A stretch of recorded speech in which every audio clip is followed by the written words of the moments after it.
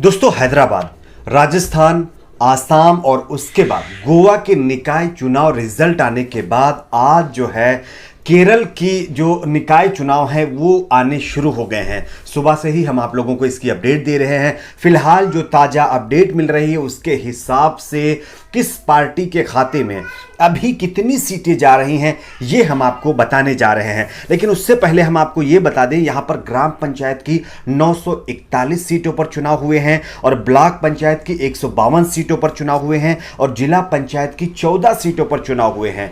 जबकि अगर हम बात करें नगर पालिका, तो नगर पालिका की 86 जो है सीटों पर चुनाव हुए हैं। साथ ही साथ नगर निगम की जो है लगभग 6 सीटें हैं जिस पर चुनाव हुए हैं, जिनके सुबह से ही रिजल्ट आने शुरू हो गए हैं।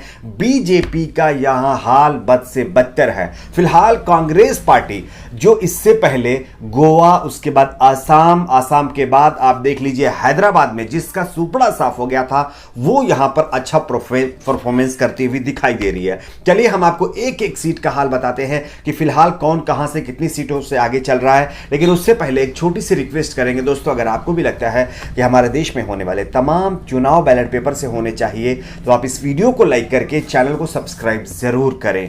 सबसे पहले हम यहां पर बात कर लेते हैं दोस्तों कि ग्राम पंचायत की 941 सीटों में से कौन कितनी सीटों पर आ गए। यहां पर एलडीएफ मतलब लेफ्ट अलायंस जो है, लेफ्ट पार्टियों का जो अलायंस है, वो अभी 446 सीटों पर आगे चल रहा है। जबकि बात करें यूडीएफ की, यानी कांग्रेस के साथ मिलकर के जो अलायंस है उसका नाम यूडीएफ दिया गया है, तो यूडीएफ के खाते में 359 सीटें हैं। अगर बात करें यहां पर बीजेपी की, तो बीजेपी के खाते में 31 सीटें, यानी बीजेपी एनडीए के खाते में 31 सीटें जाती हुई दिखाई दे रही है। जबकि बात करें अदर की, तो अदर यहां पर बीजेपी से भी अच्छा परफॉर्मेंस करते हुए दिखाई दे रहे हैं। 54 सीटों पर ये लोग आगे चल रहे हैं।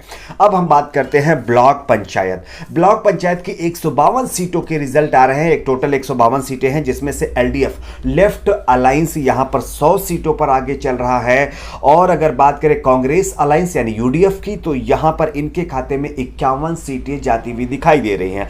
जबकि बीजेपी महज एक सीट पर ही अभी बढ़त बनाए हुए है। अदर एक पर भी अभी बढ़त अदर की नहीं हुई है। अब हम बात कर लेते हैं जिला पंचायत की। 14 सीटें जिला पंचायत की हैं और इसमें से लेफ्ट पार्टीज ने सभी पार्टियों का सुपड़ा साफ करते हुए 14 में से 10 सीटों पर बढ़त अभी बनाए हुए हैं, यानी लेफ्ट अलायंस। बात करते हैं कांग्रेस अलायंस यूडीएफ की, तो ये जो है 4 सीटों पर बढ़त बनाए हुए हैं। एनडीए की बात करें, बीजेपी एनडीए की, तो 0 डबल अंडा यहां पर इनको मिला हुआ है। अदर को भी कोई भी सीट नहीं मिली है। अब बात करते हैं नगर पालिका की, तो नगर पालिका की अगर हम यहां पर बात करें तो 86 टोटल सीटें हैं। टोटल 86 सीटों में से जो एलडीएफ है उसके खाते में 37 सीटें जाती हुई अभी तक दिखाई दे रही हैं, यानी कि लेफ्ट अलायंस यहां पर भी कहीं ना कहीं कांग्रेस के करीब करीब है। लेकिन यहां पर सबसे पहले नंबर पर कांग्रेस पार्टी है, यानी कि नगर पालिका में कांग्रेस पार्टी ने सबसे ज्यादा बढ़त बनाई हुई है। 39 सीटों पर यूडीएफ कांग्रेस अलायंस आगे चल रहा है।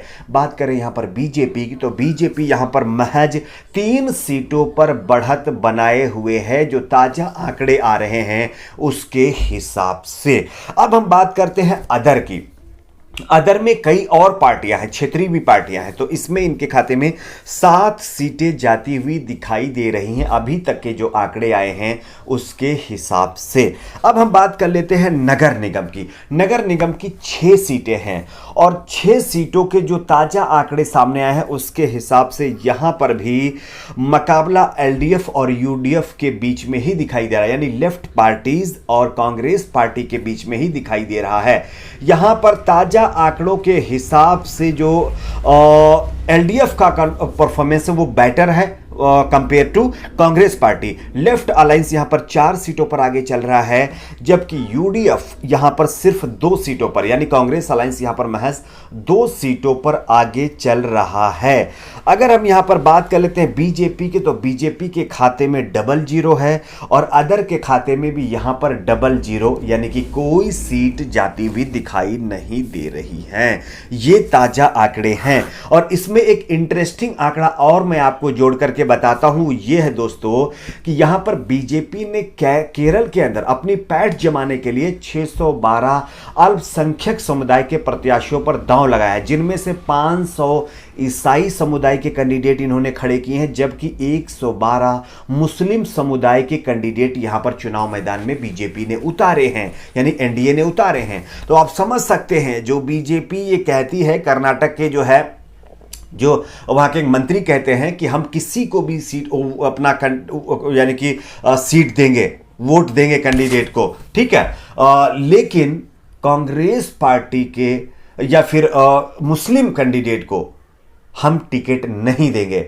तो ये हाल हो गया है केरल में कि 112 मुस्लिमों को मैदान में उतारना पड़ा है बीजेपी को।